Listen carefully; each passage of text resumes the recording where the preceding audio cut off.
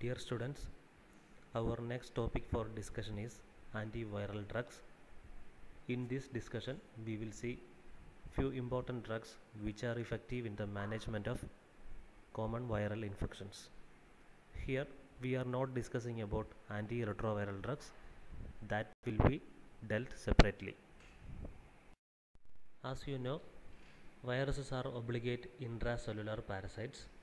They utilize the host cell machinery to get nutrition from the host cell as well as to form new virus particles. The antiviral agents can target different stages of virus life cycle. For example, they can either block their entry or they can increase the exit of viruses from the host cell. Sometimes they may act intracellularly and target the different stages of their development. Coming to the classification of antiviral drug, this classification is based on their indication.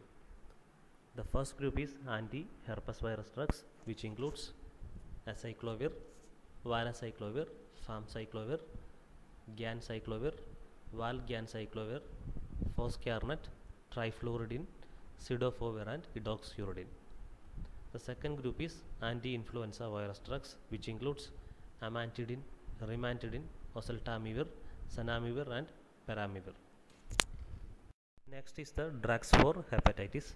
For hepatitis B, lamivudine, entecavir, tenofovir, adifovir dipivoxil and telbivudine. For hepatitis C, ribavirin, interferon alpha, sofosbuvir, simipravir, daclatasvir, ledipasvir and velpatasvir. And for cytomegalovirus, we have cidofovir, ganciclovir, valganciclovir, fomivirsen and foscarnet. These drugs may have more than one indication. For example, cidofovir, foscarnet, they are active against cytomegalovirus as well as herpes virus. And there is a separate group for antiretroviral drugs, but we are not discussing anti-HIV treatment here. We will discuss about other agents. Coming to anti-herpes virus drugs, these drugs are active against herpes simplex virus 1 and 2, varicella zoster virus, Epstein-Barr virus, and as we already said, many of these members are active against cytomegalovirus also. First agent is acyclovir. It is one of the commonly used antiviral agent. It is a deoxyguanosine derivative. It requires a virus specific enzyme for converting into an active metabolite, and this metabolite inhibits the DNA synthesis in the virus. Acyclovir is preferentially taken up by the virus infected cell and is converted into its active forms. First, with the help of viral thymidine kinase, it is converted into acyclovir monophosphate form. Then with the help of cellular protein kinases, it is converted into its diphosphate and the triphosphate form. Acyclovir triphosphate acts in two ways. It competitively inhibits viral DNA polymerase, so the incorporation of deoxyguanosine triphosphate is inhibited. Second, this acyclovir triphosphate itself incorporated into viral DNA and it acts as a chain terminator. The terminated DNA chain then irreversibly inhibit viral DNA polymerase. Thus, the acyclovir inhibits viral DNA synthesis.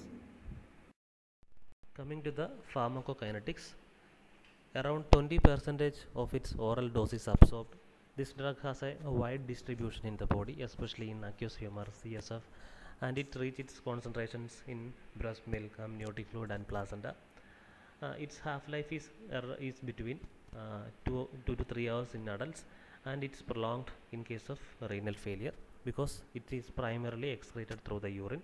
So you should need to reduce the dose in patients with renal failure. Three mechanisms contribute to the development of resistance against acyclovir are alteration in the viral DNA polymerase, absence or partial production of viral thymidine kinase, and alteration in the thymidine kinase substrate specificity.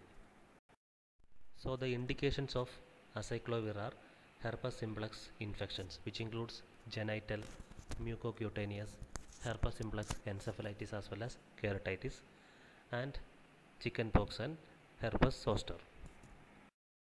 Coming to the adverse effects associated with acyclovir use.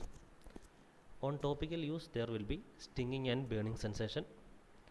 Oral administration produces headache, nausea, malaise, CNS side effects. Following intravenous administration, there will be sweating, emesis, or certain rashes or fall in BP. The dose dependent fall in glomerular filtration rate is the most significant toxicity associated with acyclovir, and at higher doses it leads to tremor, lethargy, disorientation, hallucination and convulsions. Next is valacyclovir. It's a valyl ester prodrug of acyclovir. It has improved oral bioavailability due to the active transport by peptide transporters in the intestine. This agent is converted into acyclovir during its passage through intestine and liver. This valacyclovir is the drug of choice in herpes zoster. The other indications of this valacyclovir are genital herpes simplex and orolabial herpes. The next agent is famciclovir. It's an ester prodrug of another drug, penciclovir. This agent has good oral bioavailability and prolonged intracellular half-life. It's more than 8 hours. The mechanism of action of this famciclovir is similar to that of acyclovir. This agent has the ability to inhibit herpes simplex, herpes zoster, and a very minute activity is noted against hepatitis B virus. And the most common side effects associated with its use includes headache, nausea, itching, rashes and diarrhea. Edoxuridine. It's an iodinated thymidine analog. It acts by inhibiting the DNA synthesis. Its triphosphate derivatives, it is incorporated into the both host as well as the viral DNA, which leads to faulty DNA production. Since this agent also affects the host cellular DNA, it produces serious systemic toxicity. Because of its serious systemic toxicity, nowadays its use is only restricted to topical purposes, and the FDA approved use is herpes simplex virus keratitis, and it produces certain side effect even if you administer this drug topically, for example corneal clouding, photophobia and lacrimation. Trifluridine is a fluorinated pyrimidine nucleoside which is acting against herpes simplex virus 1 and 2, cytomegalovirus and certain adenoviruses. It inhibits cellular DNA synthesis at relatively low concentration. Trifluridine triphosphate metabolite acting as a competitive inhibitor for thymidine triphosphate's incorporation into the DNA. So the DNA synthesis is inhibited. It incorporated into both host as well as viral DNA. Nowadays it is mainly preferred as a topical agent for the treatment of primary keratoconjunctivitis and recurrent epithelial keratitis by herpes simplex viruses, and the side effects are anaphylaxis, burning sensation, palpebral edema, and sometimes the keratitis can be aggravated. Ganciclovir is an analog of acyclovir, active against herpes viruses, Epstein-Barr virus and cytomegalovirus. Its triphosphate metabolite attains higher concentration in the CMV infected cells, so this agent is highly effective in the management of cytomegalovirus infections. But cytomegalovirus may develop resistance to this drug by a mutation in the DNA polymerase enzyme. Ganciclovir has very low oral bioavailability due to its poor absorption from the oral route. To avoid this, we have a prodrug, valganciclovir, which has better absorption following oral administration. This drug is usually having a half-life of 2 to 4 hours, but its triphosphate metabolite, which attains higher T-half in the cytomegalovirus infected cells. The side effects associated with its use include bone marrow depression, fever, rashes, vomiting and neuropsychiatric disturbances. Because of this severe toxicity, nowadays its use is limited only to severe cytomegalovirus infections in immunocompromised patients, mainly in AIDS patient or those patients which receive organ transplants. Foscarnet, it inhibits DNA polymerase as well as reverse transcriptase enzyme. It is mainly active against herpes simplex and cytomegalovirus infections, and it exerts certain benefits in HIV infection also. Because of its poor oral bioavailability, the main route of administration is intravenous. This agent is mainly preferred in infections in immunocompromised patients, for example, cytomegalovirus infection and acyclovir resistant infections like herpes simplex and varicella zoster virus infection. It produces serious systemic toxicity like nephrotoxicity, anemia, nausea, as well as convulsions. Next, we have fomivirsen, which is active against cytomegalovirus strains resistant to ganciclovir, foscarnet, and cidofovir. It's an oligonucleotide acted by antisense mechanism. This drug is complementary to the mRNA sequence, thus it inhibits cytomegalovirus replication as well as its binding to the cells. Usually this drug is given by the intravitreal injection for the management of CMV retinitis, which are resistant to ganciclovir, foscarnet, as well as cidofovir, and it produces certain side effects like iritis, vitritis, cataract, and raised intraocular pressure. Cidofovir is a cytidine nucleotide analog active mainly against the DNA viruses like herpes virus, papillomavirus, polyomavirus, pox virus, adenovirus, and cytomegalovirus. This cidofovir actually is a monophosphate form. It does not require the help of viral enzyme to convert into the active metabolite. Instead, this cidofovir monophosphate is converted into its diphosphate active form with the help of cellular enzymes. And this cidofovir diphosphate acts as a substrate as well as inhibitor of DNA polymerase, which results in inhibition of viral DNA synthesis. Mutations in the DNA polymerase leads to development of the resistance against cidofovir. Coming to the therapeutic uses, intravenous cidofovir is preferred in cytomegalovirus retinitis in HIV infected patients, and for acyclovir resistant mucocutaneous herpes simplex virus infections, then for adenovirus disease in transplant recipients. Topically, cidofovir can be applied over anogenital warts. The major toxicity associated with cidofovir is nephrotoxicity. This agent is contraindicated in patients already having a renal disease, and the other side effects are hypersensitivity reactions, neutropenia, and uveitis. Topical administration leads to burning sensation and pruritus. Coming to anti-influenza drugs, under this we have amantadine, rimantadine, oseltamivir, zanamivir, and peramivir. First we'll see about amantadine and rimantadine. Amantadine is a synthetic tricyclic amine. Its alpha methyl derivative is rimantadine. Amantadine has a half-life of around 16 hours and that of rimantadine is 30 hours. Rimantadine is more potent, longer acting, and better tolerated agent. Both these agents have good oral absorption. Amantadine is excreted unchanged through the urine.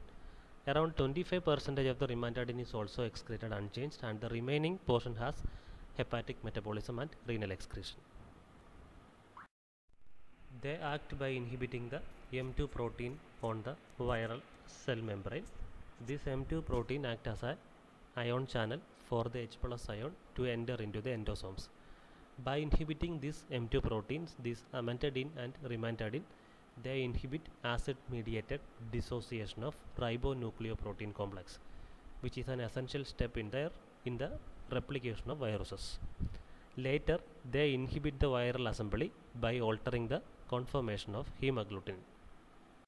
The side effects are more with amantadine than with rimantadine, and they most commonly affect the CNS and GIT.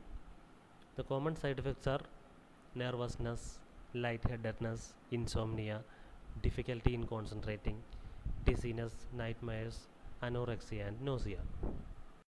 These agents are mainly active against the three antigenic variants of influenza A, which includes H1N1, H2N2, and H3N2.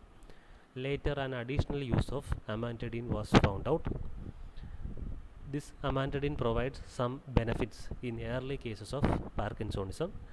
In that case, this amantadine increases the presynaptic synthesis as well as release of dopamine. This dopamine is deficient in Parkinsonism. Next we have oseltamivir. This agent is actually a ester prodrug and its active metabolite is oseltamivir carboxylate. This agent is active against influenza A and B, bird flu as well as swine flu. This oseltamivir acts by inhibiting the viral neuraminidase enzyme. This neuraminidase enzyme is essential for the release of progeny virion from the infected cells. So, by inhibiting this neuraminidase enzyme, oseltamivir inhibits the release of progeny viruses and thus inhibits the spread of infection in the human body. Oseltamivir has an oral bioavailability of around 80%. Following the oral administration, this oseltamivir is converted into its active metabolite, oseltamivir carboxylate, by esterase enzyme in intestine and liver. This carboxylate form will not undergo any further metabolism. Instead, it is excreted unchanged through the urine. Its half-life is around 6 to 10 hours, and the common side effects associated with its uses include gastrointestinal irritation, diarrhea, headache, weakness, insomnia as well as cough. Next we have zanamivir. Its mechanism of action and clinical efficacy are similar to oseltamivir. This agent has very low oral bioavailability, so this agent is administered through the inhalational route. The major indications are influenza A and influenza B. Certain oseltamivir resistant influenza A virus are sensitive to this drug. It produces certain side effects like headache, dizziness, nausea as well as rash, and the bronchospasm associated with this zanamivir is especially seen in asthmatic patients. So this agent is contraindicated in asthmatic patients. Peramivir is the next agent having similar mechanism of action as that of oseltamivir. This agent also has low oral bioavailability, so administered through the IV route. It is eliminated unchanged by the glomerular filtration, so dose reduction needed in renal failure. It is having a half-life of around 20 hours. The major indications are influenza A and B, bird flu and swine flu, as well as oseltamivir resistant cases of influenza. It has very minimal side effects like self-limiting diarrhea, nausea and vomiting. Moving on to viral hepatitis. It's an inflammatory condition of the liver by the virus. Our main concern is chronic hepatitis, which is mainly caused by hepatitis B and C, because this chronic hepatitis leads to cirrhosis as well as hepatocellular carcinomas. So here we will discuss about the drugs for hepatitis B and C. So this is the list of drugs useful in the management of hepatitis B and C. We will be discussing about each agent in the coming slides. First is drugs for hepatitis B. Lamivudine is the first agent. It is a deoxycytidine analog. It is converted into its active metabolite, lamivudine triphosphate, by the help of certain cellular enzymes. This phosphorylated metabolite, lamivudine triphosphate, competitively inhibit hepatitis B virus DNA polymerase.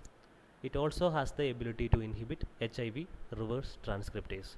So this agent can be preferred in both hepatitis B and HIV. This agent has high oral bioavailability and is having a half-life of around 6 to 8 hours.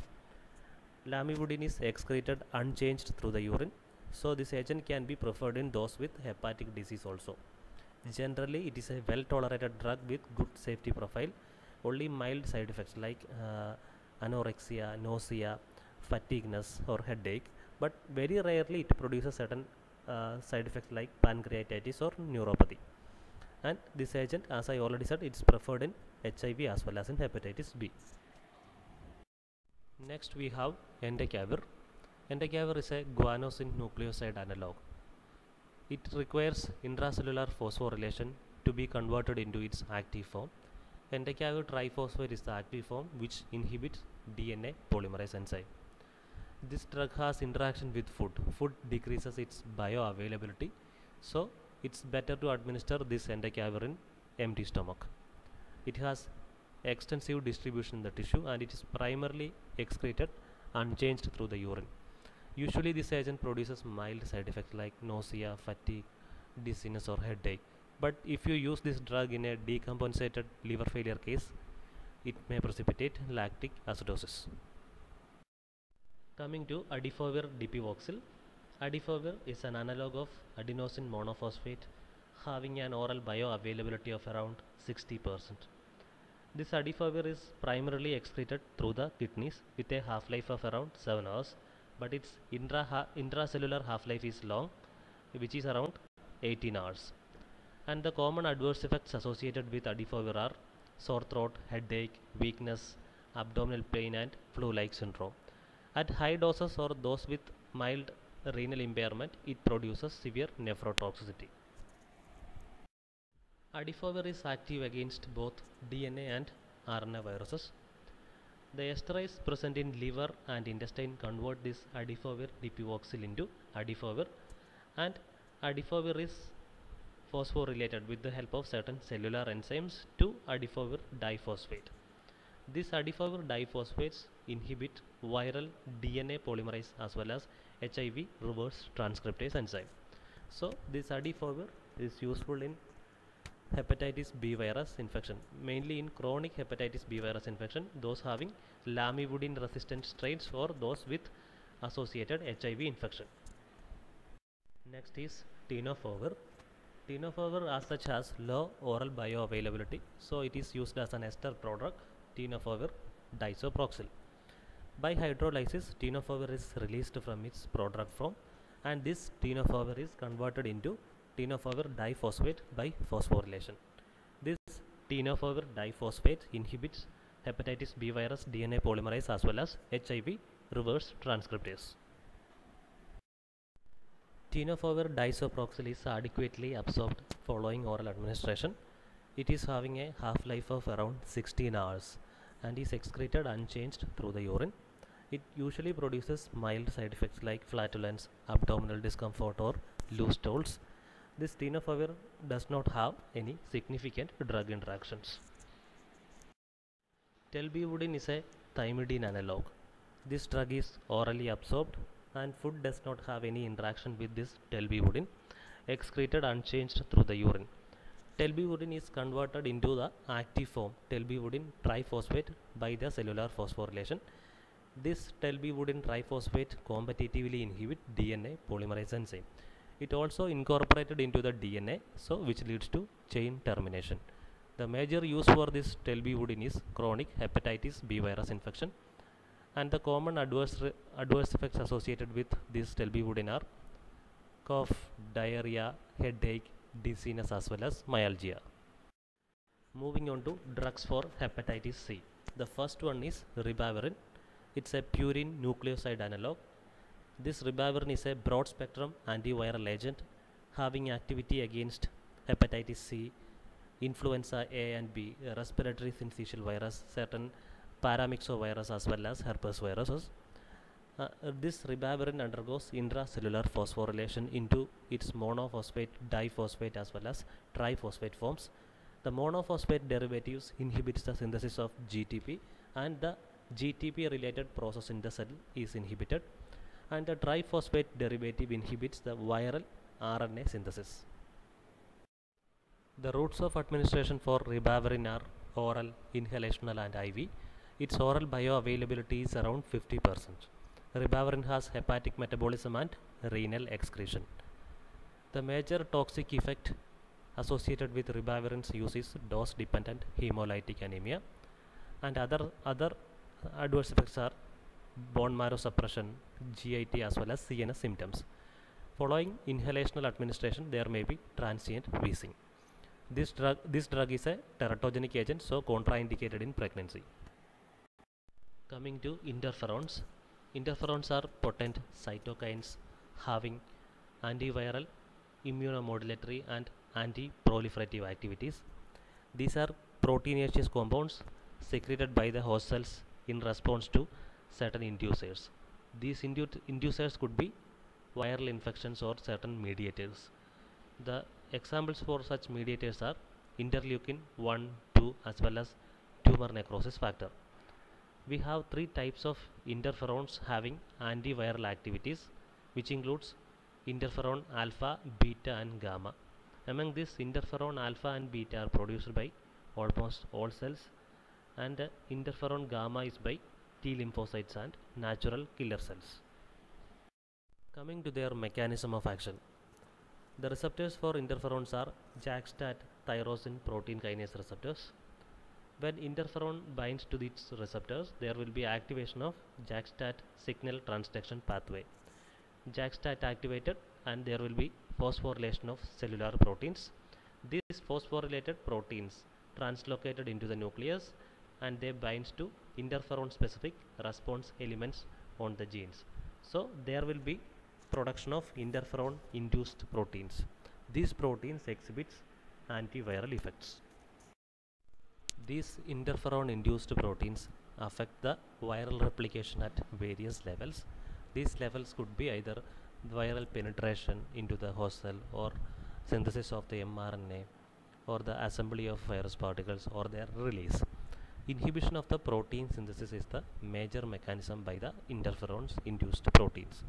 So we have certain examples for these interferon induced proteins like protein kinase, 2-5' oligoadenylate synthetase and phosphodiesterase. Because of the very low oral bioavailability, we usually administer this drug through parenteral routes, for example IM or subcutaneous routes. Polyethylene glycol attachment slows their absorption as well as decreases their clearance. So both these prolongs their duration of action in the body.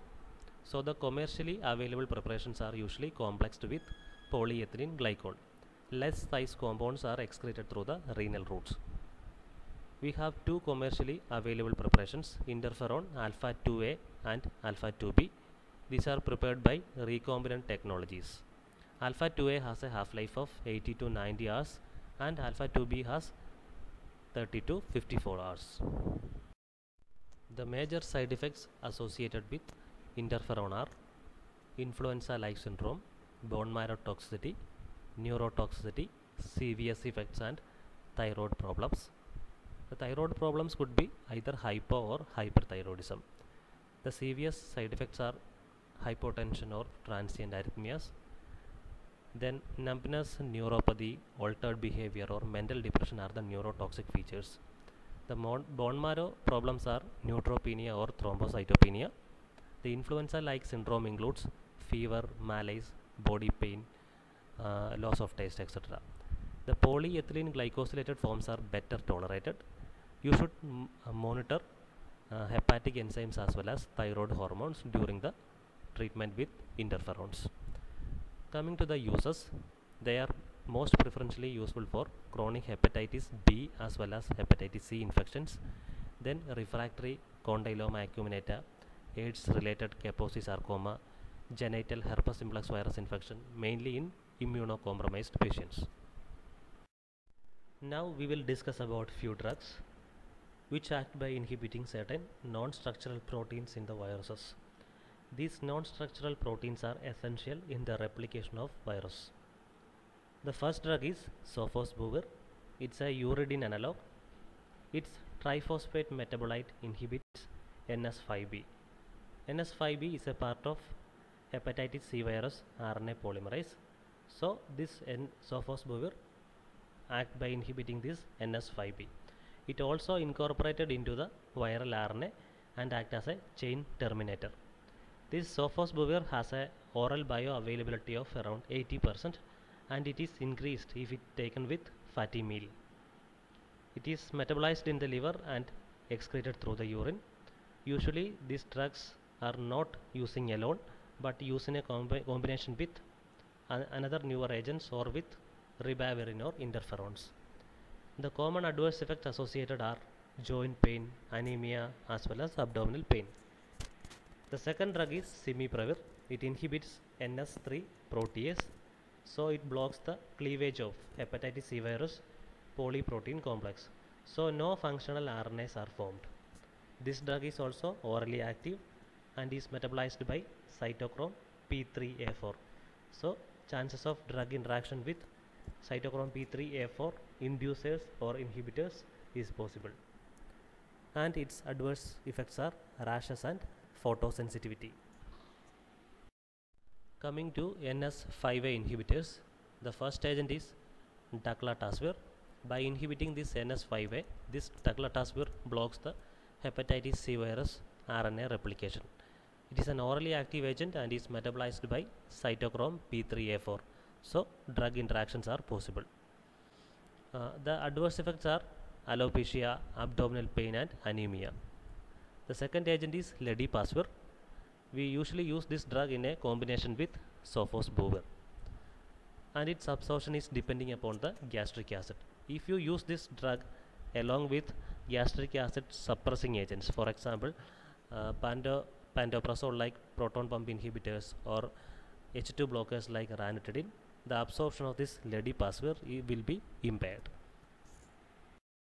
Velpatasvir is another NS5A inhibitor, available only as a fixed dose combination with sofosbuvir. Just like ledipasvir, this velpatasvir also requires acid medium for its absorption, and its half-life is around 15 hours in our body. The common adverse effects associated are headache, fatigue, weakness as well as nausea. So that finishes about antiviral drugs. Thank you.